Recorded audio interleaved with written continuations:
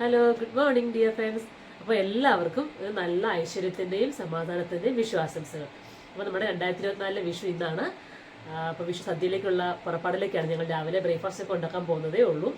അപ്പോൾ രാവിലെ ഇപ്പം ഞങ്ങൾ ചായയൊക്കെ വെക്കാനായിട്ട് തുടങ്ങുവാണ്. അപ്പം നമുക്ക് ഓരോന്നോരോന്നായിട്ട് നമ്മൾ എന്തൊക്കെയാണ് ഉണ്ടാക്കാൻ പോകുന്നത് കാണാം. വിഷു സദ്യയാണ് ഇന്നിവിടെ. അപ്പോൾ സദ്യക്ക് വേണ്ടി എല്ലാവരും സദ്യയാണ് ഉണ്ടാക്കുന്നത്. അപ്പം നമ്മൾ എന്തൊക്കെയാണ് നമ്മുടെ രീതിയിൽ ചെയ്യുന്നതെന്ന് നമുക്ക് നോക്കാം. അപ്പോൾ വിഷുവായിട്ട് നമ്മുടെ ഇന്നത്തെ രാവിലെ നമ്മൾ പാല് തിളപ്പിച്ച് അങ്ങോട്ട് വാങ്ങാൻ പോവാണ്. നമുക്ക് ചായയിലേക്ക് പോവാം.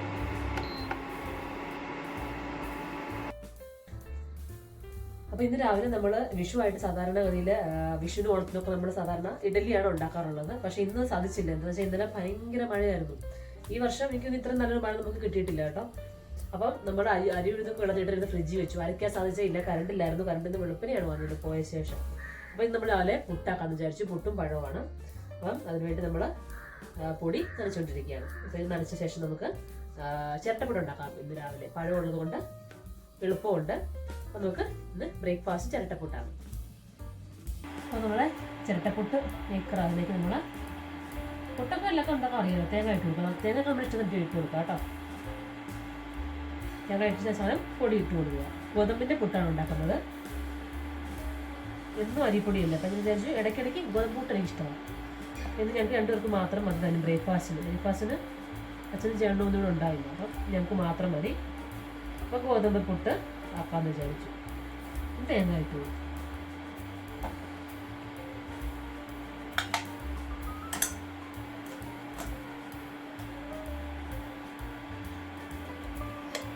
പെട്ടെന്നായി വരും.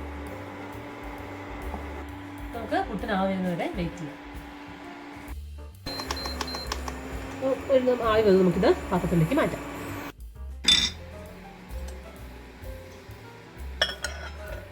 അങ്ങനെ നമ്മുടെ ബ്രേക്ക്ഫാസ്റ്റ് ഇവിടെ റെഡി. ഇനി ഒരു 2 കൂടെ ഉണ്ടാക്കിയാൽ മതി. അപ്പോൾ നമ്മുടെ ബ്രേക്ക്ഫാസ്റ്റ് ചിരട്ടപ്പുട്ടും പഴവും ഇവിടെ റെഡി ആയിട്ടുണ്ട്. ഇനി നമുക്ക് അടുത്ത പരിപാടിയിലേക്ക് കിടക്കാൻ പോവാണ്. നമുക്ക് അവിയലിന് സാമ്പാറിനൊക്കെ ഞാൻ അരിഞ്ഞു വെക്കാൻ പോവാണ്. അപ്പം അരിഞ്ഞ ശേഷം നമുക്ക് ബാക്കി എല്ലാം കൂടെ അരിഞ്ഞ് വെച്ചാൽ ഒന്നിച്ച് ബാക്കി ഉണ്ടാക്കാമല്ലോ. നമുക്കിനി അരിയുന്നതിലേക്ക് കിടക്കാം. അപ്പം നമുക്ക് ഇന്ന് അവിയൽ വേണം, സാമ്പാറൊക്കെ ഉണ്ട്, തോരന്, പച്ചടി, ഇങ്ങനെയുള്ള കറികളൊക്കെയാണ് നമ്മൾ ഉണ്ടാക്കാൻ പോകുന്നത്. അപ്പം ആദ്യം തന്നെ നമുക്ക് സാമ്പാറിന് അരിയാന്ന് വിചാരിച്ചു ആദ്യം തന്നെ. അപ്പം എല്ലാം കട്ട് ചെയ്ത് വൃത്തിയാക്കി വെക്കുകയാണെങ്കിൽ നമുക്ക് എളുപ്പമുണ്ടല്ലോ. അപ്പം ആദ്യം സാമ്പാറിന് അരിയ ശേഷം നമുക്ക് ഇത് മാറ്റിയിട്ട് ഞാൻ പിന്നെ അവിയലിന് കൂടി ഇനി കട്ട് ചെയ്ത് വെക്കും. അപ്പം ഇത് സാമ്പാറിൻ്റെ അവിയലിൻ്റെ കഷ്ണങ്ങളൊക്കെ നമ്മൾ ആദ്യം കട്ട് ചെയ്ത ശേഷമാണ് കഴുകിയെടുക്കുന്നത്. അപ്പം അതുകൊണ്ട് സാമ്പാർ ആദ്യം കട്ട് ചെയ്ത് മാറ്റാൻ പോവുകയാണ്. അപ്പോൾ എല്ലാ വെജിറ്റബിൾസും ഇനി കട്ട് ചെയ്തതിന് ശേഷം കാണാം. നമുക്ക് സാമ്പാറിനൊക്കെ കഷ്ണങ്ങളെല്ലാം അരിഞ്ഞു വെച്ചു. അവിയലും ഒക്കെ അരിഞ്ഞു വെച്ചിട്ടുണ്ട്. അപ്പോൾ ആദ്യം സാമ്പാർ ഉണ്ടാക്കാം. പരിപ്പ് ഞാൻ കുക്കറിലിട്ട് വേവിച്ച് വെച്ചിട്ടുണ്ട്. അതിലേക്ക് ഒരു തണ്ട് കറിവേപ്പില ഇട്ട് കൊടുത്തു. ശേഷം നമ്മൾ അരിഞ്ഞു വെച്ച പച്ചക്കറികളെല്ലാം കൂടി ഇതിലേക്ക് ഇട്ട് കൊടുക്കുക. മുരിങ്ങക്കായ് ഞാൻ ഇതിലേക്ക് ഇട്ട് കൊടുക്കുകയാണ്. എല്ലാം കൂടി നമുക്ക് കുക്കറിലേക്ക് ചേർത്ത് കൊടുക്കാം.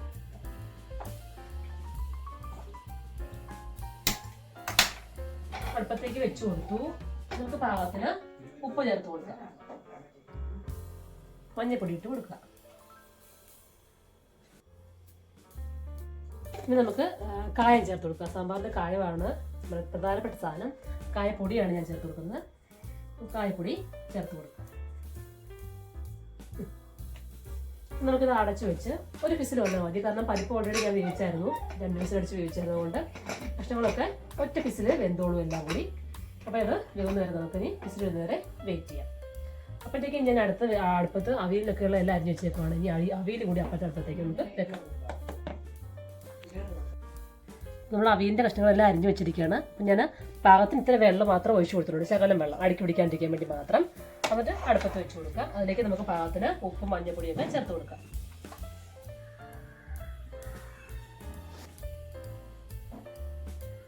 ഉപ്പിട്ട് കൊടുത്തു. മഞ്ഞപ്പൊടി ചേർത്ത് കൊടുക്കാം. അടുത്തത്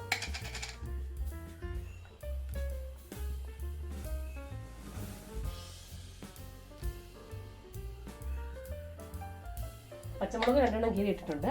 അതുകൊണ്ട് തന്നെ മുളക് പൊടി ഇത്തിരി ഇട്ട് കൊടുത്താൽ മതി. ഒരു നുള്ളു മുളക് പൊടി ഇട്ട് കൊടുത്തു.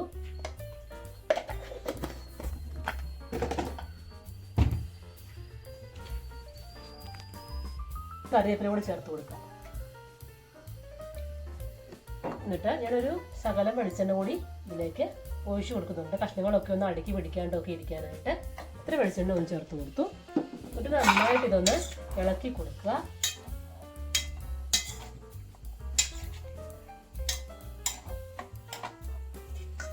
ഇനി നമുക്കിത് അടച്ചു വെച്ച് വേവിച്ചെടുക്കാം.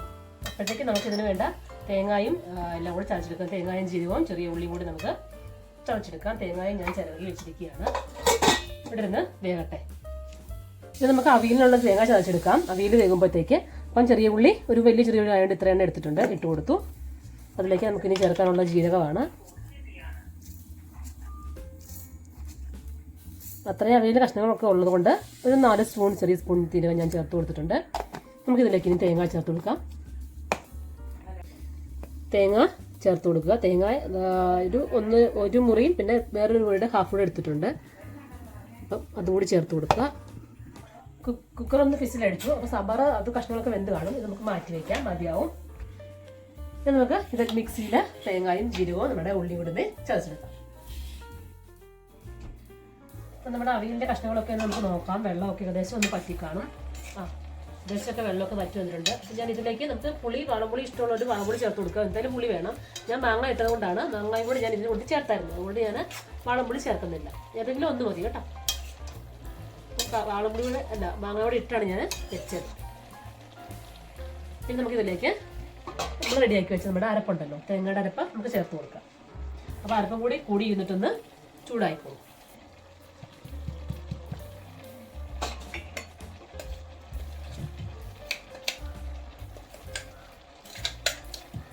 ചേർത്ത് വെച്ചിട്ട് ഒന്ന് പൊത്തി വെച്ച് ഇങ്ങനെ കൊടുക്കുക. എന്നിട്ട് നമുക്കിത് വീണ്ടും ഒരു 3-4 മിനിറ്റ് കൂടെ ഒന്ന് അടച്ചു വെച്ച് വേവിച്ചെടുക്കുക. അപ്പോഴത്തേക്ക് വെള്ളമെല്ലാം പറ്റി അരപ്പ് നന്നായിട്ട് ചൂടാവും. സാമ്പാറിൻ്റെ കഷ്ണങ്ങളൊക്കെ വെന്തിരിക്കുന്നു. അതിൻ്റെ ആവിയൊക്കെ പോകാറായിട്ട് നമുക്ക് അതിലേക്ക് കടുക് കൂട്ടി ചേർക്കാം. അപ്പം ഇനി തക്കാളി വെണ്ടയ്ക്ക നമുക്ക് വഴറ്റി ചേർക്കണം. അപ്പോൾ അത് ഞാൻ എണ്ണ ഒഴിച്ചു കൊടുത്തു. അതിലേക്ക് നമുക്ക് ചൂടായ ശേഷം കടുക് ഇട്ട് കൊടുക്കാം. ഒരു വറ്റൽമുളക് ഒഴിച്ച് വെച്ചിട്ടുണ്ട്.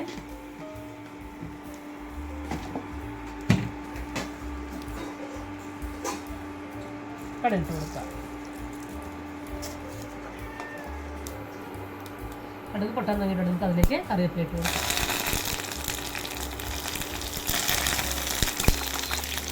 ഒരു വറ്റൽമുളക് നമ്മൾ മുറിച്ച് വെച്ച നമ്മുടെ വെണ്ടയ്ക്ക ചേർത്ത് കൊടുക്കാം. വെണ്ടയ്ക്ക നന്നായിട്ട് നമുക്കൊന്ന് കൂട്ടിച്ചെടുക്കാം.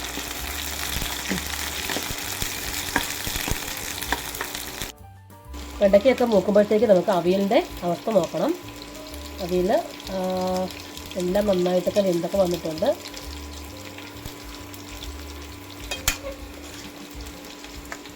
നന്നായിട്ടൊന്ന് ഇളക്കി എല്ലാം കൂടി ഒന്ന് യോജിപ്പിച്ചെടുക്കുക.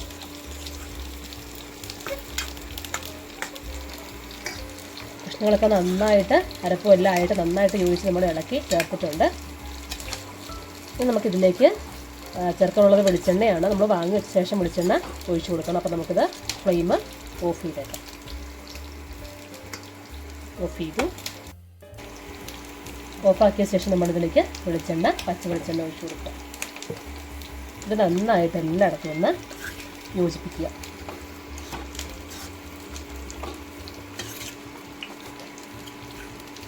ഇത്രയേ ഉള്ളൂ. നമ്മുടെ അവിയൽ ഇവിടെ റെഡി.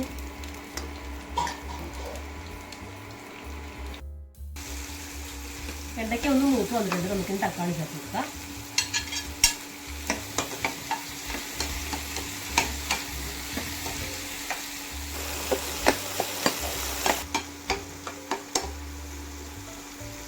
നമുക്കിനി ഇതിലേക്ക് പൊടികളൊക്കെ ചേർത്ത് കൊടുക്കാം. ഞാൻ ആദ്യം മല്ലിപ്പൊടിയാണ് ചേർത്ത് കൊടുക്കുന്നത്. മല്ലിപ്പൊടി ഒരു 2 സ്പൂണ്, പിന്നെ ഒരു 3/4 സ്പൂൺ കൂടി ചേർത്ത് കൊടുത്തു. പിന്നെ മുളക് പൊടി വേണമെങ്കിൽ മാത്രമേ ചേർത്ത് കൊടുക്കുക. പച്ചമുളക് ഞാൻ ഇട്ടതാണ്, എന്നാലും ഞാൻ സാധാരണ മുളക് പൊടി ചേർത്ത് കൊടുക്കും. കാരണം നമ്മുടെ സാമ്പാർ പൊടി നമ്മൾ ചേർക്കുന്നുള്ളതുകൊണ്ട് ഞാൻ മുളക് പൊടി ഒരു 1/4 സ്പൂൺ ഇട്ട് കൊടുക്കത്തുള്ളൂ. നമുക്ക് ചേർക്കാനുള്ള സാമ്പാർ പൊടിയാണ്. ഞാൻ കിച്ചൺ ട്രഷേഴ്സിന് സാമ്പാർ പൊടിയാണ് ഉപയോഗിക്കുന്നത്. അപ്പോൾ അത് നമ്മൾ ചേർത്ത് കൊടുക്കുക. അതുകൊണ്ട് കണക്കൊന്നുമില്ല, ഞാനൊരു കൈയളവ് അങ്ങനെ ചേർത്ത് കൊടുക്കുക. അത് നന്നായിട്ടത് ചൂടാക്കി എല്ലാം കൂടി ഒന്ന് മിക്സ് ചെയ്യും.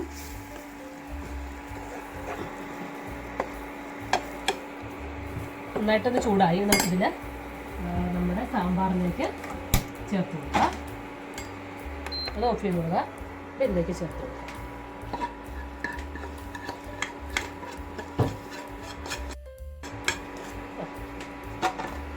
നന്നായിട്ടൊന്ന് ഇളക്കി കൊടുക്കാം.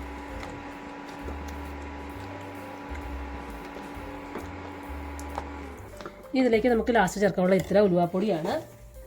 ഉലുവാപ്പൊടി കൂടി നമുക്ക് ഇതിലേക്ക് ചേർത്ത് കൊടുക്കാം. ഇത്രയും മതിയാവും. നന്നായിട്ടൊന്ന് ഇളക്കി കൊടുക്കുക. ഇപ്പം ഇതിൻ്റെ ഉപ്പൊക്കെ മതിയൊന്ന് നോക്കുക. പാകം നോക്കുന്നത് എപ്പോഴാണ്. ഇത് നോക്കിയിട്ട് പോരെങ്കിൽ നമുക്ക് ചേർത്ത് കൊടുക്കാം. അപ്പോൾ ഇതൊക്കെ നമ്മൾ പൊടിയൊക്കെ ചേർത്തുകൊണ്ട് നന്നായിട്ടൊന്ന് തിളയ്ക്കട്ടെ. അതിന് ശേഷം മാത്രം നമുക്കിത് ഓഫ് ചെയ്താൽ മതി.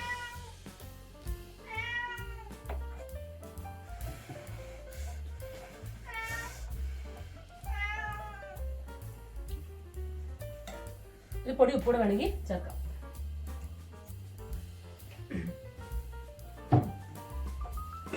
മതിയോ? ഇത് കറക്റ്റ് ആയിരിക്കും.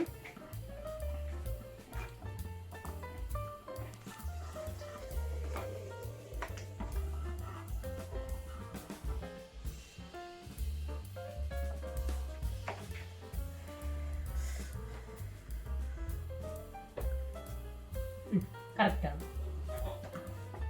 സാമ്പാർ റെഡി. അപ്പോൾ അടുത്ത പരിപാടി നമുക്കിനി തോരനാണ്. ലാസ്റ്റ് പരിപാടിയാണ്. തോരനോട് വെച്ച് കഴിഞ്ഞാൽ പിന്നെ പായസം മാത്രം ഉണ്ടാക്കിയാൽ മതി. അപ്പോൾ തോരൻ ഞാൻ കടുകിട്ടു. ഒരു പച്ചമുളക് ചേർത്ത് കൊടുത്തു. ഒരു കണ്ട് കറിവേപ്പിലൂടെ വേണം. കരിവേപ്പില ഞാൻ ഓൾറെഡി തോരനൊക്കെ തേങ്ങ ചേർത്തായിരുന്നു. അത് ഞാൻ ഇച്ചിരി ഇട്ട് കൊടുക്കുവാണ്.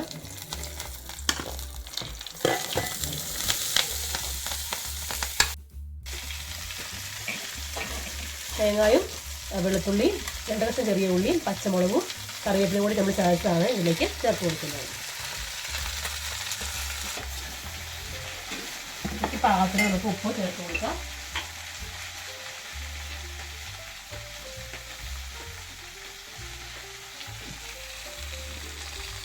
ഇതിനുള്ള വെള്ളം കൂടി നമുക്ക് ഇതിലേക്ക് ഈ ജാറിലേക്ക് തന്നെ വെള്ളം എടുത്തതിലേക്ക് ചേർത്ത് കൊടുക്കാം.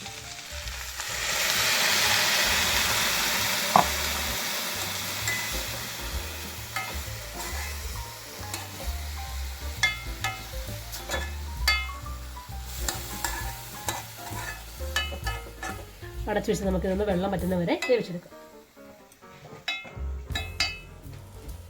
2-3 മിനിറ്റ് കഴിയുമ്പോൾ നമുക്ക് വെള്ളം പറ്റിയൊന്ന് നോക്കാം.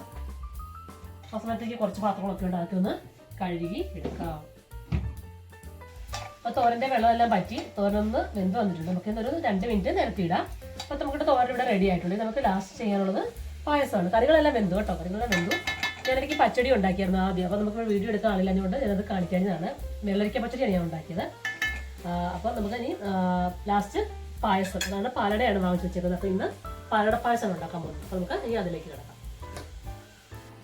പായസം നമ്മൾ പാലെടുപ്പത്ത് വെച്ചു. പിന്നെ നമ്മൾ മിക്സാണ് വാങ്ങുന്നത് കേട്ടോ, പാലടയുടെ മിക്സാണ്, ബ്രാഹ്മിൺസിൻ്റെ പാലട പായസം മിക്സ്. അപ്പം നമ്മൾ അത് എല്ലാം കൂടി ഒന്നിച്ചുള്ളതാണ്. 2 പാക്കറ്റ് പാല് ഇതിലേക്ക് ഒഴിച്ചു കൊടുത്തിട്ടുണ്ട്.